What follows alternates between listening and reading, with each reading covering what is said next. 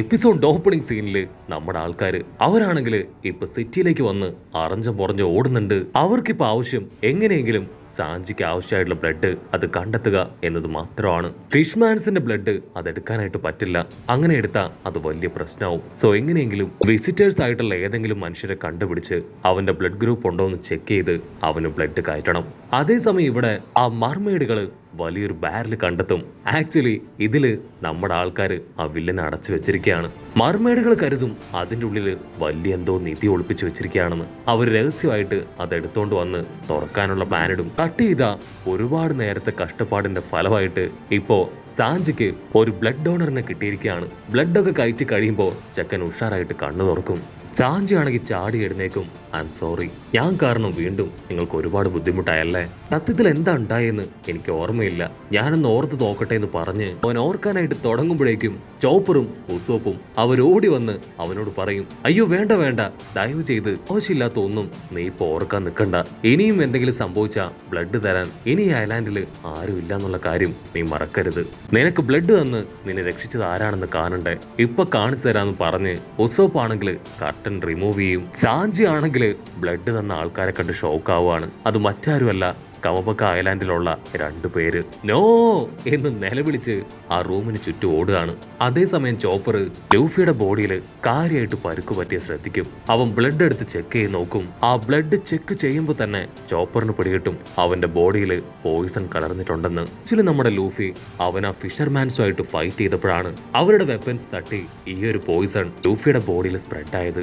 അതുപോലെ തന്നെ മറ്റൊരു കാര്യം കണ്ടും ചോപ്പർ ഷോക്കാവും. കാരണം ലൂഫിയുടെ ബോഡിയിൽ നാച്ചുറൽ ആയിട്ടുള്ള ആന്റിബോഡി അതിപ്പോ കുറെ അധികം പ്രൊഡ്യൂസ് ആവുന്നുണ്ട്. സോ പ്രത്യേകിച്ച് മെഡിസിൻ ഒന്നും ഇല്ലാതെ പോയിസണും മുറിവും ഒക്കെ തനിയെ ഹീലാവും. ചോപ്പർ ചോദിക്കും, ഇതിനു മുൻപ് നിന്റെ ബോഡിയിൽ പോയിസൺ സ്പ്രെഡ് ആയിട്ടുണ്ടോ? അതിനവൻ പറയും, 2 വർഷങ്ങൾക്ക് മുൻപ് എംബിൾ ടവറിൽ വെച്ച് എന്റെ ബോഡി മുഴുവൻ പോയിസൺ ആയതാണ്. പക്ഷെ ഇവാന്റെ സഹായത്താല് അത് മുഴുവൻ എനിക്ക് ഹീൽ ചെയ്യാൻ കഴിഞ്ഞു എന്ന് പറഞ്ഞ് അവൻ ചിരിക്കും. അപ്പൊ അതേസമയം ആ വില്ലനെ കാണിക്കും. അവനാണെങ്കിൽ അടികെട്ടി പഞ്ചറായി കിടക്കുന്ന അവന്റെ 2 ഫ്രണ്ട്സിനെ തോളിലേറ്റി മുൻപോട്ടേക്ക് നടക്കുകയാണ്. പക്ഷെ അവന്റെ മുഖത്ത് വലിയൊരു ചാരിതാർത്ഥ്യമുണ്ട്. നമ്മുടെ ചെക്കന്റെ ബോഡിയിൽ പോയിസൺ ഇഞ്ചെക്ട് ചെയ്തു എന്നൊരു സന്തോഷം. അതേസമയം ഇവിടെയാണെങ്കിൽ ആ ബാരൽ തുറന്ന മർമെയ്ഡുകൾ അവര് പേടിച്ച് നിലവിളിക്കാൻ തുടങ്ങും. ആ വില്ലൻ ചാടി പുറത്തേക്ക് വന്ന് ഉഷാറായിട്ട് എവിടേക്കോ ഓടും. അവൻ ഓടി ഓടി ആരുടെയും കണ്ണിൽ പെടാതെ ഒരു സ്ഥലത്ത് പോയി ഒളിച്ചിരിക്കുകയാണ്. അങ്ങനെ സൂം ഔട്ട് ചെയ്താ ഇപ്പൊ നമ്മുടെ ക്യാമി പെണ്ണ് അവളാണെങ്കിൽ നമ്മുടെ ആൾക്കാരെ കൂട്ടി അവളുടെ കഫേ ഓണർ മാഡത്തിന്റെ അടുത്തേക്ക് വരികയാണ്. അവളാണെങ്കിൽ ഒരു ചുണ്ടരി കോതയാണ്. ക്യാമിയാണെങ്കിൽ അവളുടെ മാഡത്തെ എല്ലാവരുടെയും മുമ്പിൽ ഇൻട്രൊഡ്യൂസ് ചെയ്യും. അവള് തീർത്തു പറയും, ഒരു കാരണവശാലും സാഞ്ചി മാഡത്തെ കാണാനായിട്ട് പാടില്ല. അവൻ മാഡത്തെ കണ്ടു കഴിഞ്ഞാൽ ബ്യൂട്ടി കണ്ട് അവന്റെ മൂക്കിലൂടെ വീണ്ടും ബ്ലഡ് പോവും. അപ്പൊ ദൂരത്തായിട്ട് ഒരു ക്രിസ്റ്റൽ ബോൾ കാണും. അതിന് ആ മാഡം പറയും, അതൊരു വലിയ ക്രിസ്റ്റൽ ബോളാണ്. ആക്ച്വലി അതുപയോഗിച്ച് ഞാൻ ഒരുപാട് പേരുടെ ഫ്യൂച്ചർ പറഞ്ഞു കൊടുക്കാറുണ്ട്. പക്ഷെ ഇപ്പൊ ഞാൻ ആരുടെയും ഫ്യൂച്ചർ പറഞ്ഞു കൊടുക്കാറില്ല എന്ന് പറഞ്ഞ് ശോകത്തിലിരിക്കും. ലൂഫിക്കാണെങ്കിൽ ഭയങ്കര അത്ഭുതമായി. ആ ക്രിസ്റ്റൽ ബോളിൽ തൊട്ടും പിടിച്ചും അടുത്ത് വെറുപ്പിക്കുകയാണ്. മാഡം ഫുൾ കലിപ്പില് ഇപ്പൊ ലൂഫിയോട് ദേഷ്യപ്പെടാനായിട്ട് ആരംഭിക്കും. സമയമാണെങ്കിൽ ഇപ്പൊ ലൂഫിയെ ഉസോപ്പിനെയും കൂട്ടി അവിടെയുള്ള കാഴ്ചകളെല്ലാം കാണിച്ചു കൊടുക്കുകയാണ്. അപ്പോഴായിരിക്കും ക്യാമി പറയാ, ആക്ച്വലി ഞങ്ങളുടെ മാഡം വളരെ മുൻപ് തന്നെ നടക്കാൻ പോകുന്ന ആ ഒരു വലിയ വാറിനെ കുറിച്ച് പ്രവചിച്ചിരുന്നു. മാത്രമല്ല ആ ഒരു യുദ്ധത്തില് വൈറ്റ് ബിയർഡ് മരിക്കുമെന്നും അവൾ കറക്റ്റായിട്ട് പ്രഡിക്റ്റ് ചെയ്തിരുന്നു. നമ്മുടെ ആൾക്കാരാണെങ്കിൽ ഷോക്കായിട്ട് അതൊക്കെ കേട്ട് നിൽക്കുകയാണ്. അങ്ങനെ അവൾ സ്റ്റോറിയൊക്കെ പറഞ്ഞ് നമ്മുടെ ആൾക്കാരെയും കൂട്ടി ആ കഫേയുടെ എൻട്രൻസിലേക്ക് വരും. ആ കഫേ കാണുമ്പോൾ തന്നെ അവർക്ക് ഒരുപാട് സന്തോഷം. ഇത്രയും വലുതും അടിപൊളിയായിട്ടുള്ള ഒരു കഫേ നമ്മുടെ ആൾക്കാർ ഇതുവരെ കണ്ടിട്ടില്ല. ക്യാമി ആ കഫേയിലുള്ള ഡിഷുകൾ അതൊന്നൊന്നായി പറഞ്ഞ് അവരകത്തേക്ക് കയറാൻ തുടങ്ങുമ്പോഴായിരിക്കും നമ്മുടെ ബ്രൂക്ക് അവൻ ഒരുപാട് മർമെയ്ഡുകളുടെ ഇടയിൽ നിന്ന് കൊഞ്ചി കുറുവി അങ്ങനെ പുറത്തേക്ക് വരുന്നത് കാണാം. ബ്രൂക്കും നമ്മുടെ ആൾക്കാരും പരസ്പരം കണ്ടുമുട്ടി ഇപ്പൊ ഭയങ്കര സന്തോഷാവും. അപ്പോഴായിരിക്കും സ്റ്റാർ ഫിഷ് ബ്രൂക്കിന്റെ പിന്നാലെ ആ കഫയിൽ നിന്ന് പുറത്തേക്ക് വരിക. സ്റ്റാർ ഫിഷ് ആണെങ്കിൽ ഓടി വന്ന് ലൂഫിയോട് പറയും, നിങ്ങളുടെ ഫ്രണ്ട് ബ്രൂക്കിനെ എനിക്ക് ഇന്നലെ കിട്ടി. ഞാൻ ബീച്ച് സൈഡിൽ കിടന്ന് കാര്യമായിട്ട് അടുത്ത ഡിസൈനെ കുറിച്ച് ചിന്തിക്കുമ്പോഴാണ് ബ്രൂക്ക് അവനൊരു മരക്കട്ടയില് കടലിലൂടെ ഒലിച്ചു വരുന്നത് കണ്ടത്. അടുത്ത് ചെന്നപ്പോഴാണ് അത് ബ്രൂക്കാണെന്ന് മനസ്സിലായി. ഞാൻ അവനെ കൂട്ടിക്കൊണ്ടു വന്ന് ഭക്ഷണവും മരുന്നും ഒക്കെ കൊടുത്ത് എന്റെ ഫ്രണ്ട്സിനെ പോലും അവൻ ഇൻട്രൊഡ്യൂസ് ചെയ്ത് കൊടുത്തത്. എന്റെ ഫ്രണ്ട്സും ബ്രൂക്കും ഭയങ്കര കമ്പനിയായി. അത് കേട്ട് നമ്മുടെ ആൾക്കാർ ബ്രൂക്കിനെ നോക്കും. അവനാണെങ്കിൽ ഇളിച്ചോണ്ട് ആ മർമെയ്ഡുകളുടെ ഇടയിൽ നിൽക്കുകയാണ്. സ്റ്റാർ ഫിഷ് വീണ്ടും നമ്മുടെ ആൾക്കാരോട് പറയും, ഞാൻ ബ്രൂക്കിനെ എന്റെ വീട്ടിലേക്ക് കൊണ്ടുപോവാണ്. നിങ്ങൾക്ക് വിരോധമില്ലെങ്കിൽ ഇന്ന് നിങ്ങൾ എല്ലാവരും എന്റെ കൂടെ എന്റെ വീട്ടിലേക്ക് വരണം. നിങ്ങൾക്ക് ആവശ്യമായിട്ടുള്ള ഫുഡും മീറ്റും ഒക്കെ ഞാൻ അവിടെ അറേഞ്ച് ചെയ്യാം. നെക്സ്റ്റ് ഡേ ഒരുപാട് സമയമെടുത്ത് നിങ്ങൾക്ക് ഈ കഫേ വന്ന് വിസിറ്റ് ചെയ്യാം, കാണാം, ടൈം സ്പെൻഡ് ചെയ്യാം. അതിനവരും ഓക്കെ പറഞ്ഞ് എല്ലാവരും അവന്റെ മാൻഷനിലേക്ക് പോവാണ്. അപ്പൊ ക്യാമയാണെങ്കിൽ നിനക്ക് വേണ്ടി ഞാൻ അടിപൊളി ക്ലാം കൊണ്ടുവന്നിട്ടുണ്ടെന്ന് പറഞ്ഞ് അത് സ്റ്റാർ ഫിഷിന് കൊടുക്കും. ഇവിടെ ചോപ്പർ ആണെങ്കിൽ ഇപ്പോഴും ബ്ലഡ് ഒക്കെ കയറ്റി റെസ്റ്റിലിരിക്കുകയാണ്. അവന് സഹായത്തിന് അവന് കൂടെ തന്നെ അവൻ ഏറ്റവും ഇഷ്ടപ്പെട്ട കമബക ക്ലാനിലെ ആ 2 പേര് സാഞ്ചി ആണെങ്കിൽ അവരെ അറിയാതെ പോലും നോക്കാൻ പാടില്ല എന്ന് പറഞ്ഞ് കണ്ണ് രണ്ടും മുറുക്കെ അടച്ച് കിടക്കും.